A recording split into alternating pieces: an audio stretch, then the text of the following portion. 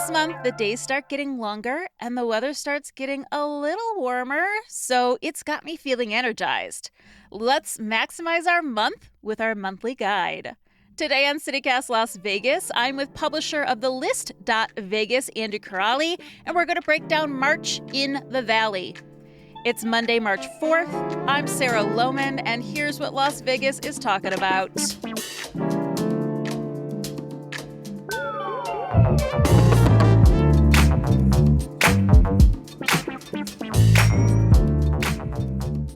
Andrew, can I tell you, last month I did something on your suggestion. Oh, actually, you did? Okay. Yeah. I went to go see Dita Von Teese's show here in Las Vegas at the Horseshoe. Yes. Nice. What'd you think? I was genuinely astonished. Awesome. It was so awesome, Andrew. It really felt like it's the most Vegas thing to be on the Strip since like 1972. Amen. It feels like one of those old school like reviews. You know, it's showgirls too, so there was like such athletic dancing, and then it was also burlesque and men performing burlesque too. Like yeah. It blew my mind. What about you? Yeah, I really loved it. I'm glad you enjoyed it too. And the diversity of bodies, and you know, types of dance and the costuming. Yeah, I was actually really pleasantly surprised because when you walk into the showroom, it's a little bit, you know, it's just an old showroom. And it's kind of, you know, a little bit janky, but the show just outshines it, and you forget about it. And there's a lot of love in the execution of that show. So I'm so glad you enjoyed it. Yeah, but definitely recommendable. Okay, I could go on. It was hilarious and beautiful and just exhilarating.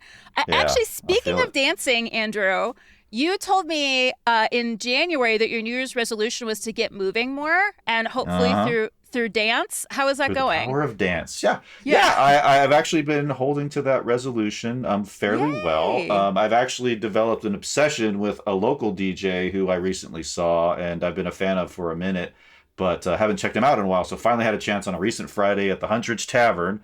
One of my favorite local DJs with the mysterious name of Night Weapons. And he is this local DJ. He's been around for a minute. He's basically like a sentient tattoo. I mean, he's tattooed from like head to toe. So he's got this very intense rock and roll look with the rock and roll mullet. Anyway, he's got this collection of rare synthy post-punk, sleazy Italo disco and goth music that you cannot hear anywhere else. And, you know, in this modern age when you can kind of access, you know, anything through streaming services and music is, you know, on demand at any time, anywhere. That's actually not true. And he actually has this vinyl collection that you can't hear anywhere else. And it kind of feels special to seek him out and find him. And when he's playing music, you just get your groove on. I was there at the Huntridge with a bunch of greasy, lurching goths drinking cheap beer, you know, swooning in unison to these goth synth tunes coming out. Anyway, in March, he's playing at a bunch of places because he's really becoming in demand. He's doing like Thursdays at Velveteen Rabbit on Main Street. Oh, wow. Sundays at the Garden near the Arts Factory, and then select dates at Corduroy on Fremont Street. So highly recommend him to get your groove on and check out some really obscure, strange, beautiful synth music. You know, I've never been to the Huntridge, but that's not the vibe that I pictured. I didn't picture them to be the kind of place to have a DJ. I thought it was more of a dive bar. That's what exactly. That's what it was. I mean, like the Huntridge is basically like an aquarium crossed with an ashtray, and it's just So you know, I 10:10 would recommend and would get Black Lung again. So you have to like when I got home at 1 a.m. I had to strip down all my clothes outside the door because you are just suffused with smoke. Yeah, it's like full on coal miner stuff. It's like the 90s. It's like what I remember when I would go to shows in high school and just come home reeking of cigarette smoke. It's And so some of these other places are a bit more high toned and a bit more like Velveteen is sort of posh and hip, and Corduroy is kind of slick and well designed. So but the Huntridge was just this random one-off dive place. I'm like, what is he doing here? Had to go check it out and totally enjoyed it. Did you mentioned you were going to go cut a rug in the back room at the Griffin? Did you get to do that? Not again lately, but another spot that I've hit that I've had a lot of fun at is the Sunday house music brunches at 18 Bin. And I mean, these are just legendary at this point. They go from like 10 to 5 every Sunday. They get a whole slate of hot DJs, endless mimosas, people just abandoning, all self-awareness and just, grooving their butts off. So that's another cool spot to dance and get your mimosa on. It sounds like church in a different way, just your own kind of church. Yeah. Yeah. Also great for us olds because we're home by 5, Exactly. Yeah. Yeah. So enough mimosas, you will definitely get a religious feeling. So churchy, yes. Oh, okay. So Yeah. we're also, this month we're heading towards the spring equinox, with which I am like a big seasonal depression person, so I'm loving the sunlight. Spring equinox is March 19th. So like, I don't know, is there somewhere in the valley that's like giving off springtime vibes for you? Oh, so many places. And I'm kind of thinking on two different levels. When you talk about the equinox, like specifically in terms of like, our distance to our angle to the sun and all that kind of stuff. Yeah. There's a really cool spot in Ferguson's downtown called Rooted Lounge. And every month they do a different sound bath ceremony that honors the sort of state of the celestial bodies, like moon events. And I just checked their website, and they don't have anything slated for March yet, but I am like 99% sure they're going to do something. And I've been to a couple of these, and they're super cool. They take over the kind of the courtyard in Ferguson's, and they bring out these gongs and these singing I've seen bowls. it on Instagram. Yeah. Yeah. I've never Super done cool. a sound bath either. Yeah, it's actually super relaxing. Even if you're not like, into the woo woo, it's still just very zen. You bring your yoga mat, you chill out. And so yeah, it's super fun. And then beyond that, there are, so many opportunities to get out during March before it gets hot. And so that's always, so March for me is the time to kind of like get in the outdoorsy stuff before it turns into, hell oven on earth. Yes. So a bunch of cool festivals and things going on. There's a cool beer festival called Brew's Best at the Lawn at downtown Summerlin, which is super fun. And that's March 16th. Another thing on my radar too, and you guys did an episode on it, is the Ice Age Fossil State Park in North Las Vegas. I haven't been up there yet either. I got so same. much to do this March. Yeah. So that's on my radar to check out before it gets too hot, because apparently you can do some hiking and see my ancestor, the giant sloth. A lot of cool paleontological history. And then one other thing on my radar that I've been to in several years and always had fun is the Tacos and Tamales Festival at Desert Breeze Park, a 2-day event. Yeah, March 23rd through the 24th. And we just get a bunch of friends, just spread out on the grass, and then just feast, completely, in complete embarrassing fashion on tacos and tamales. Cool festival. I mean, one of the things that I do here in Vegas is I subscribe to like all the Instagrams for all the parks and all of their newsletters. Yeah. And I'm out here in Henderson, like right by the Wetlands Park, and they do so much cool stuff there. Like I took a printmaking class there that I really enjoyed. It's just nice.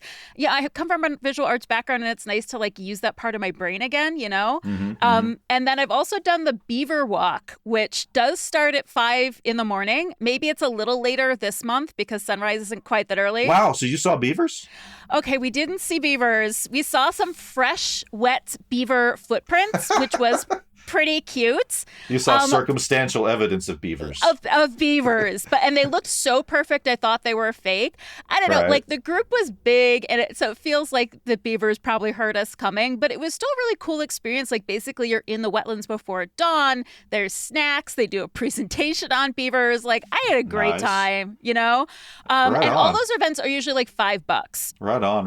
And speaking of plants, another thing on my radar too, if you're thinking of spring flowers and spring planting, is every twice a year the Springs Preserve does this huge plant sale. I just put that on my calendar. I want a mesquite tree. I want a barrel cactus, but one of the ones with the pink thorns. I don't remember the date on that though. That's why I put it in my calendar. It's like end of the month. March 23rd. Yeah. March 23rd.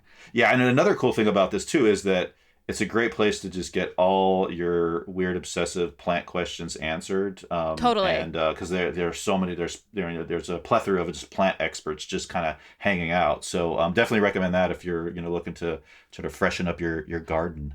Yes, they also partner with a native plants organization there too. So if you want to like do some native plantings that don't need a ton of care, I highly recommend that as well. That's what I'm trying to do with my backyard. I put a lot of seeds in. We'll see what happens. I'm in that phase where I'm just watering dirt at the moment and throwing my hopes and prayers towards the earth. Dirt needs love too. Dirt needs love too.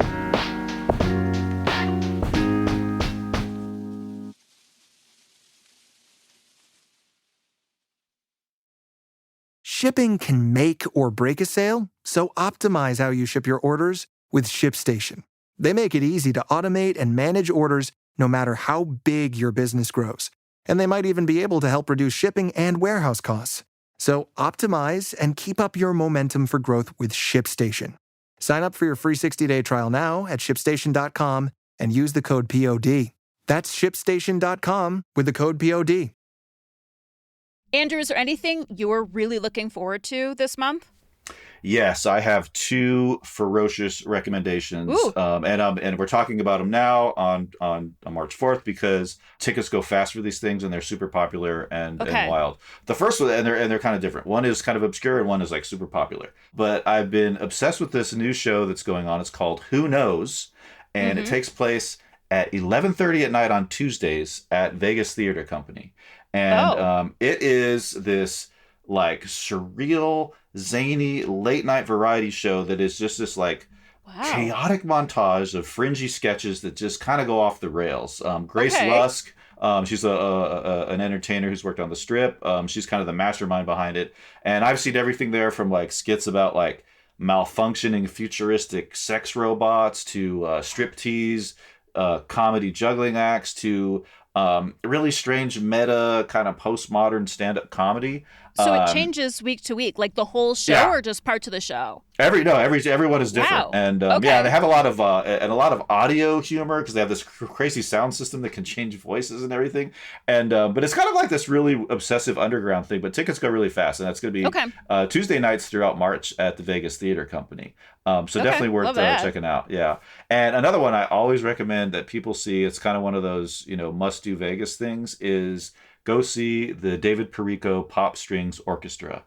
They play usually about once a month at Myron's in the Smith Center. But listen, as soon as they list these shows, the tickets just fly off the shelves. Yeah, and so get the tickets, as soon as you hear this, because it is a sort of riot of compound adjectives. It's this like face blasting, big band, jazz explosion, must see. Dave Perico is an amazing musician himself, but great front man. But it's just a great night. Myron's, it's intimate, beautiful venue, just a great sound. So yeah, tickets go fast. So I would definitely recommend grabbing those because it's a sort of a quintessential Vegas experience. All right. Well, let's talk sports because you and me, every time we get together, we're just like sports, right? We're sports in it. Yeah. So Super Bowl over, but now we're into March Madness, and Las Vegans are really into March Madness. So like, what's going on? How are people going to celebrate? Yeah. Well, every hotel casino, both off and on the Strip, is packaging their March Madness thing with, drink specials and dinner specials and stuff like that. But I have like one spot that I actually really have developed a sort of outsized fondness for. And this is it's out of my sort of comfort zone until I discovered it. It's at what I think is one of the most underrated Strip hotels, and that is the Sahara. And I agree with that, honestly. Yeah, there's so much good stuff going on at the Sahara. But there is this place in there. It's called Chicky and Pete's. And it's kind of like a sports bar on steroids. They have this, of course, the sort of panopticon wall of screens where you can see all kinds of different sports going on and just revel in the ADD of it all. And plus they have this menu that's kind of like House a Go-Go meets like dripping in cheeses and sauces. Yeah, it's just gigantic, rich, greasy, hypertension-inducing food. But it's actually got like a really cool atmosphere, great service, great beer menu. So I will probably do some of my sports watching there. And they have I saw they popped on Eventbrite. And their ticket price is kind of weird because it's like $300, but that's actually just like for a group of people for like a food credit. So there's no ticket entry. You're just like sort of like you can just go pre-buying. Yeah, it's like a debit card of calories. So it's just like a minimum spend. Yeah, exactly. So yeah, Sahara, with Bazaar Meat, Bala, good restaurants. Free Chicken parking. Pete's kind of is in that. Monorail access. Yeah, exactly. Everything you could ever want. Yeah. So Sahara's on my radar. So I had to admit, like, I'm not a big basketball fan. The competition I'm really sort of focused on this month is the Academy Awards, are also happening here in March. Right. It's a good opportunity to leave the house and go find some of these Oscar movies. And you were mentioning to me that you had a secret spot. I don't know if it's a secret spot. It was secret to me. I've been really like Vogue, former co-host of CityCast Las Vegas. We're not bitter rivals. We're very good friends. She has been wanting to see American Fiction for like months. And we looked like back in January, I think, and it wasn't playing anywhere here. We actually went to see Poor Things, which, I was awesome. I think Vogue thought it was like, I think Vogue wanted to know why I took her to such a fucked up movie, but I had a really great time, and we had an amazing conversation afterwards. And also, weird hot tip, we went to see it in Red Rock, and we went to like I don't remember the name of the restaurant, but it's like they're kind of diner restaurants. There's a bakery case in the front, and it has the pastelis de nata that are mentioned in the movies. So we both got one and ate it with gusto, just like in Poor Things. So finally, since American Fiction has been, nominated for an Academy Award, it's playing at one theater in Las Vegas, and that's Suncoast. So we're heading.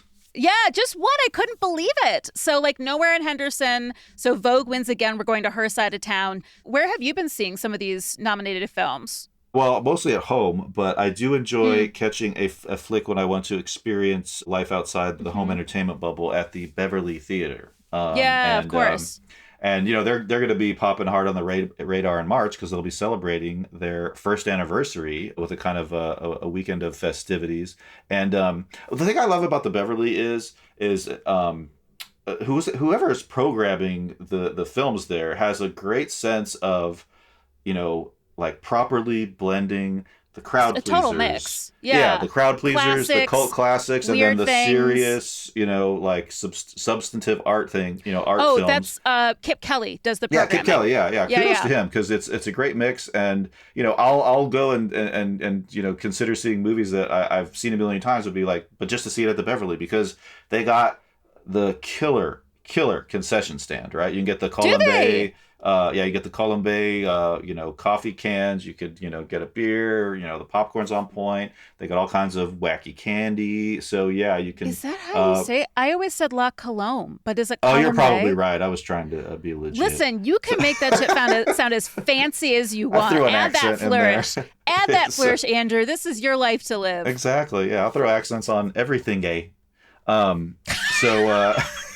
But the Beverly's just got, it's a nice new theater. They got jazz on the weekends at the Segway. It's like a nice multi-purpose Swiss Army venue. And but one movie that I'm actually I want to see, that I've only seen available there. It's taking place March 8th through the 14th. It's a very serious film, but what a troubling premise. And it's called Zone of Interest, and it's basically about Rudolf Höss, who was kind of like the boss of Auschwitz. But apparently he, like, they built this beautiful house like right next door to the death camp that had a beautiful garden, and they raised their children under these idyllic familial circumstances. So it is this study in, a contrast of horror and, domestic bliss. So it sounds completely, wrenching and compelling. So that's on my radar. Sociopaths are real. Oh, actually, speaking of it, I also follow the Beverly on Instagram, because it does just keep me up with what's coming out, what's interesting. And that's the first place I heard of May December, which you can see on Netflix now, and a lot of people say was snubbed for the Academy Awards. I mean, a really hard film, but I haven't stopped thinking about it since I saw it. Yeah, I still haven't seen it yet, so that's another one that's that I need to bust out my punch card on. It's a shorter one, but strap in to be depressed. So actually, let's end with a little joy. We are coming to the end of brumation for our beloved desert tortoise population. And we've got a friendly little betting pool happening at CityCast of when Mojave Max will emerge this year. Do you want to put in a date and time for Mojave Max? I guess I would say, March 9th at 9:40 a.m. So okay, write it down. Figure I sound more authoritative the more specific I am. That's absolutely how authority works. Well, thank you for this conversation, Andrew. I will see you out and about. All right, looking forward to it, Sarah. Thanks again for all the recommendations and conversation. Same.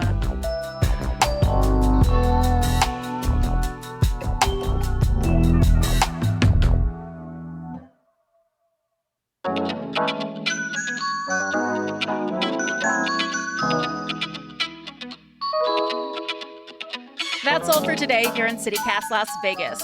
If you love spending this time with our show, planning out the ultimate March, the best way to support us right now is by joining our membership program. Head over to lasvegas.citycast.fm for all the details, and we'll also have that link in the show notes for you.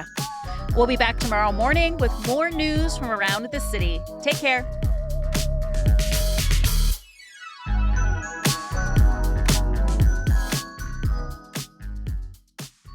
But I'm just glad you used the word brumation, because I feel like, when it's just a more fun word to say than hibernation, and very specifically different too.